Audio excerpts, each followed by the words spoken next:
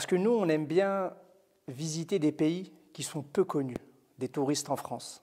Avant de venir, nous connaissions peu de choses de l'Azerbaïdjan, puisque pour nous, c'était un satellite de l'Union soviétique, des Russes. Donc c'était un petit pays, pas très grand, avec peu d'habitants, mais on avait peu d'informations. Certains de nos amis français, quand ils nous demandaient quelle est votre prochaine destination, on leur disait Azerbaïdjan. Il y en a vraiment, sincèrement, ils ne savaient même pas où le placer dans le monde. Mais aujourd'hui, maintenant, ça fait une semaine qu'on est en Azerbaïdjan et on a appris beaucoup sur la culture, sur l'histoire, sur la géographie, sur les capacités touristiques du pays.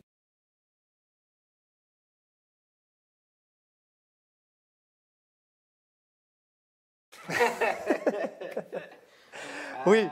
Très, très, très belle. Oui. Il faut lui dire que nos mamans vont regarder la télé. On peut lui dire.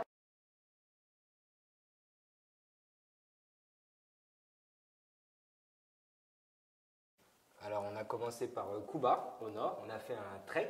On a marché pendant 15 km dans le nord, dans les montagnes. C'était enneigé, il y avait de la neige. On a été accueillis chez des familles pour manger. On a mangé des plats traditionnels. Je ne peux plus vous dire exactement. Dans un village à Gouba, je ne me souviens plus du nom exact, mais on était dans un petit village et on a mangé dans une maison typique. Donc, c'est une mère de famille qui nous a préparé un plat. Ensuite, on a été dans le Gobustan. Aussi, on a vu les volcans de boue, c'était assez incroyable. Yanaradag, la montagne de feu. Ce qu'on n'a pas aimé. Moi, personnellement, c'est les shawarma, les kebabs. Je préfère le piti de Tchéquie.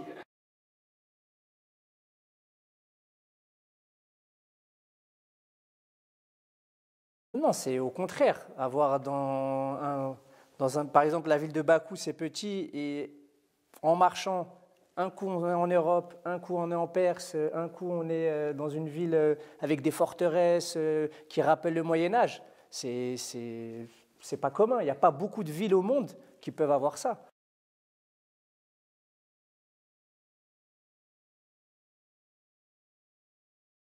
On sait que toute la partie qui est sud-ouest est actuellement occupée par l'armée arménienne, qui a aussi tout le conflit autour du Haut-Karabakh, et que l'armée arménienne en prend toute une partie du sud-ouest de l'Arménie.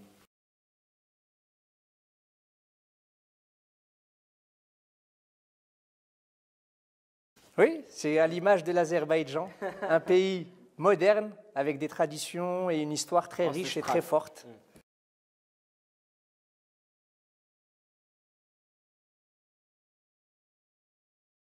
Oui. Pourquoi on pourrait, il y a tout. Pourquoi on ne pourrait pas vivre en Azerbaïdjan? Après, quelque chose aussi on en a discuté, qui est quand même très importante, c'est ce sentiment de se sentir en sécurité. On a vraiment l'impression, les rues sont calmes, il n'y a pas d'insécurité. Les personnes sont très bienveillantes, sont très gentilles, ils nous accueillent, ils nous aident dans la rue. On n'a jamais eu un seul problème dans la rue, jamais, jamais, jamais.